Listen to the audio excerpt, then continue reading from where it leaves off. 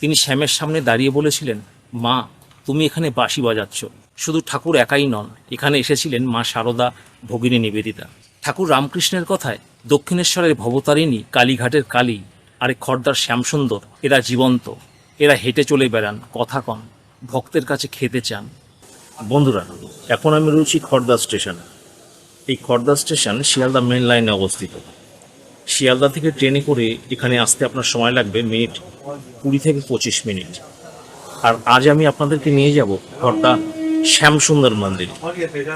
এই মন্দিরটির সঙ্গে জুড়ে রয়েছে 500 বছরের ইতিহাস।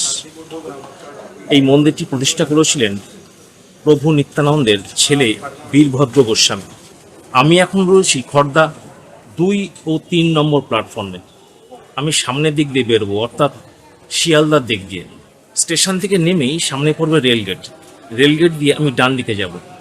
এই রাস্তাটি সোজা গিয়ে মিট করছে বিটি রোডে। এই দিকটা শিয়ালদা, স্টেশন থেকে নেমেই রেলগেট পড়বে, আর আমি যাব ডান দিকে। এই সেই রেলগেট। দুপা এগিয়ে আসলেই আপনার ডান দিকে পড়বে টোটো স্ট্যান্ড। এখান থেকে শ্যামসুন্দর মন্দিরের ভাড়া 30 টাকা। আমি টুকটুক স্ট্যান্ডে অপেক্ষা করলাম না, কারণ ওখানে প্যাসেঞ্জারের জন্য অপেক্ষা করতে হবে। তাই আমি হাঁটা শুরু করলাম বিটি রোডের দিকে। ওখান থেকে হাঁটা পথে 2 মিনিটে আমি পৌঁছে গেছি বিটি রোডে। সামনেই বিটি রোড। সেখান থেকে নিশ্চয়ই কিছু একটা অটো বা টোটো আমি পেয়ে যাব। বন্ধুরা, এটাই বিটি রোড। এবার আমি যাব বাঁ দিকে, অর্থাৎ সোদপুরের দিকে। বন্ধুরা, বিটি রোডে উঠেই বাঁ হাতে ছিল অটো স্ট্যান্ড, এবং অটো স্ট্যান্ডে গিয়ে বললাম শ্যামসুন্দর মন্দির যাব। তারা বললেন সিঙ্গেল নিয়ে যাবে না, বুক করে যেতে হবে, অর্থাৎ আমাকে 5 জনের ভাড়া শেয়ার করতে হবে। আমি আর গেলাম না। পাশ থেকে একজন বললেন, সোজা হেঁটে যান, হেঁটে গিয়েই সামনে ডান দিকে পড়বে আপনার শ্যামসুন্দর যাওয়ার রাস্তা। খুব একটা দূর নয়, তাই আমি হেঁটেই চলেছি শ্যামসুন্দর মন্দির। বন্ধুরা, বিটি রোড ধরে হাঁটার সময় আপনার ডান দিকে পড়বে ডিভাইডার। ডিভাইডার শেষ হলেই প্রথমে একটি ডান দিকে ঢোকার রাস্তা পড়বে, সে রাস্তায় যাবেন না। এই দিকটা খর্দা, এই দিক থেকে আমি হেঁটে আসছি। ডিভাইডার শেষ হলে ডান দিকে ঢোকার দ্বিতীয় রাস্তা পড়বে। এই রাস্তার মুখে দূরে একটি তোরণ আপনারা দেখতে পাচ্ছেন। তোরণের উপরে লেখা শ্রীপাঠ খড়দহ। বন্ধুরা, এই সেই তোরণ।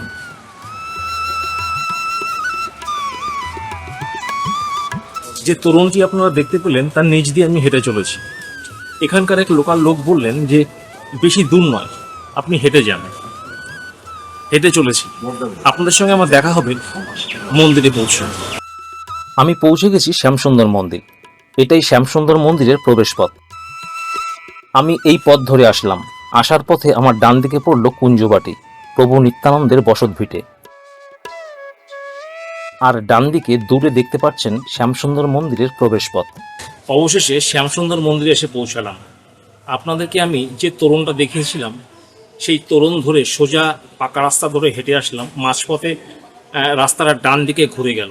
আমি ডান দিকে না গিয়ে বাঁদিকে একটা ঢালাই রাস্তা ধরে এখানে আসলাম। রাস্তা কিছুটা শর্ট হলো। এখানে আসতে সময় লাগলো 8 থেকে 10 মিনিট। চলেছি শ্যামসুন্দর মন্দিরের দিকে। এটাই শ্যামসুন্দর মন্দিরের প্রবেশপথ।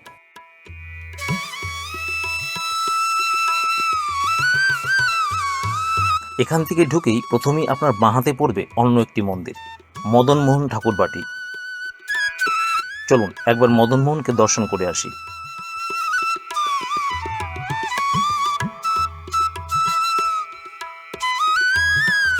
অসম্ভব সুন্দর দেখতে। মদনমোহনকে দর্শন করে এবার আমি চললাম শ্যামসুন্দর মন্দিরের দিকে। চলে এসেছি শ্যামসুন্দর মন্দির।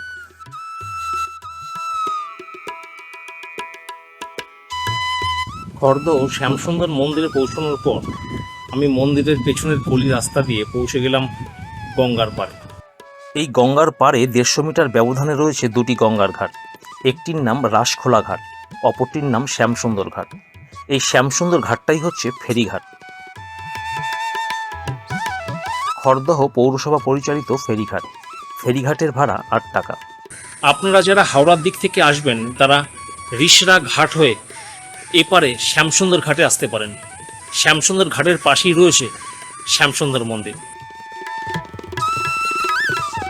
বন্ধুরা, ভিডিওটি শুরু করার আগে একটা ছোট্ট অনুরোধ করব, যদি ভিডিওটি ভালো লাগে তাহলে অবশ্যই লাইক ও কমেন্ট করবেন এবং চ্যানেলটি সাবস্ক্রাইব করে নোটিফিকেশান অল করে দেবেন। আপনাদের একটা ছোট্ট সাবস্ক্রিপশান আমার মোটিভেশনকে অনেকটাই বাড়িয়ে দেবে, প্লিজ।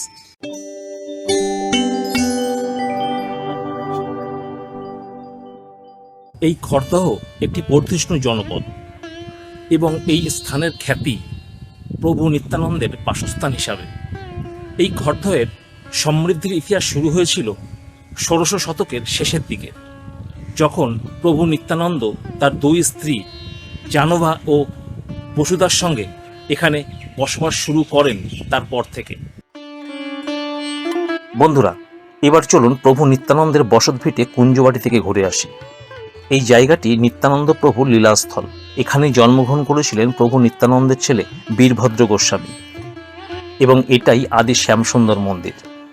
জনশ্রুতি আছে প্রভু নিত্যানন্দ এখানকার এক ভূস্বামীর কাছে এক টুকরো জমি চেয়েছিলেন বসবাস করবেন বলে, কিন্তু সেই ভূস্বামী গঙ্গাবক্ষে একটি খড় ছুঁড়ে ফেলে বিদ্রুপের সুরে বলেছিলেন, যা ওখানে গিয়ে ঘর বানিয়ে থাক।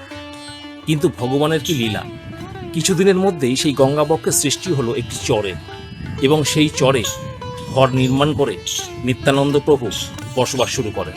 আদি শ্যামসুন্দর মন্দিরে বিরাজ করছেন গৌর ও নিতাই এবং এখানে নিয়মিত পুজো পাঠ করা হয়। বসুধার গর্ভে বীরভদ্র ও গঙ্গাদেবী নামে এক পুত্র ও এক কন্যা সন্তান জন্মগ্রহণ করেন।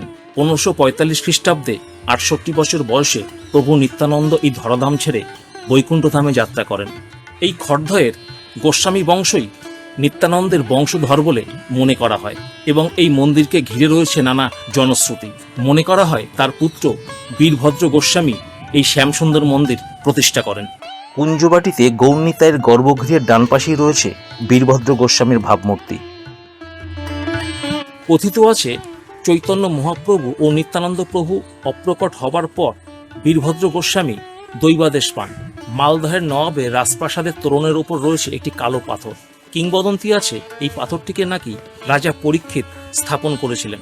তারপর যুধিষ্ঠিরের রাজস্বীয় যজ্ঞের সময় শ্রীকৃষ্ণ সেই পাথরের উপর দাঁড়িয়ে আগত ব্রাহ্মণদের পা ধুয়ে দিয়েছিলেন এবং বীরভদ্র গোস্বামী এই বলেই স্বপ্নাদেশ পান সেই পাথর থেকে শ্রীকৃষ্ণের মূর্তি বানিয়ে তাকে মন্দিরে প্রতিষ্ঠা করতে হবে।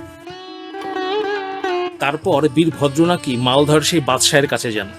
সেখানে গিয়ে তার অলৌকিক ক্ষমতার দ্বারা বাদশাহকে মুগ্ধ করে সেই পাথরটি নিয়ে আসেন এবং সেই পাথর থেকে শ্যামসুন্দরের বিগ্রহ বানিয়ে তিনি প্রথমে তার বসতবাটি কুঞ্জবাটিতে প্রতিষ্ঠা করেন।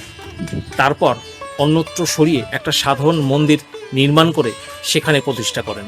এই সেই শ্যামসুন্দর মন্দির আপনারা দেখছেন তার নাট মন্দির। এখানে শোভা পাচ্ছে বিভিন্ন ফটোফ্রেম। প্রশস্ত নাট মন্দির, পুরনো দিনের করিবর্গার ছাদ, রয়েছে প্রাচীনত্বের ছোঁয়া যা আপনাকে মুগ্ধ করবেই। কিন্তু কালের নিয়মে সেই মন্দিরটি ধ্বংসপ্রাপ্ত হয়। পরবর্তীকালে এই খড়দার কিশোর পরিবারের কুলবধূ পটেশ্বরী মাতা ঠাকুরানী নাকি এই মন্দিরটি প্রতিষ্ঠা করেছিলেন এবং ১৯৬৭ সালে বিড়লা জনকল্যাণ ট্রাস্ট পুনঃসংস্কার করেন। খড়দার এই শ্যামসুন্দর মন্দিরকে বলা হয় বৈষ্ণবদের তীর্থক্ষেত্র। ঠাকুর রামকৃষ্ণ এই খড়দার শ্যামসুন্দর মন্দিরে পদতুলি রেখেছিলেন। তিনি শ্যামের সামনে দাঁড়িয়ে বলেছিলেন, মা তুমি এখানে বাঁশি বাজাচ্ছ। শুধু ঠাকুর একাই নন, এখানে এসেছিলেন মা শারদা, ভগিনী নিবেদিতা। ঠাকুর রামকৃষ্ণের কথায় দক্ষিণেশ্বরের ভবতারিণী, কালীঘাটের কালী আর খড়দার শ্যামসুন্দর এরা জীবন্ত, এরা হেঁটে চলে বেড়ান, কথা কন, ভক্তের কাছে খেতে চান। এখানে আছে দুপুরে সুন্দর ভোগের ব্যবস্থা, মূল্য ১২০ টাকা। এখানে শ্যামসুন্দরের ছবি তোলা নিষিদ্ধ, তাই দূর থেকেই শ্যামসুন্দরের ছোট্ট বিগ্রহ দেখে আপনাদেরকে সন্তুষ্ট হতে হবে। বন্ধুরা, ভিডিওটি যদি ভালো লাগে তাহলে অবশ্যই লাইক ও কমেন্ট করবেন এবং চ্যানেলটি সাবস্ক্রাইব করে অবশ্যই নোটিফিকেশান অল করে দেবেন। আর সম্ভব হলে ভিডিওটি বন্ধু বান্ধবদের মধ্যে অবশ্যই শেয়ার করবেন। দেখা হচ্ছে পরবর্তী এক নতুন ভিডিওতে। ভালো থাকবেন, ধন্যবাদ।